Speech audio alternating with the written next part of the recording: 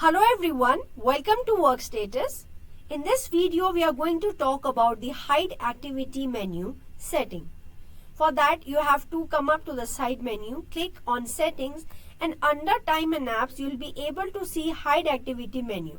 Click on that, you are coming to the specific page where you can hide the activity menu for the users, which includes screenshots, apps and URL.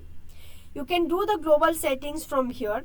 You can just toggle between enable and disable.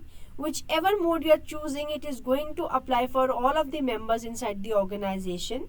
If you wish to do the individual setting against each member name, you can do from here. Just toggle between enable and disable and have the feature available or non-available for that individual.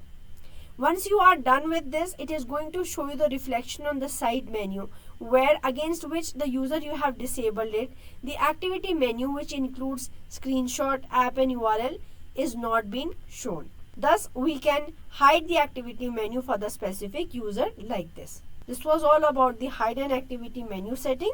Thank you.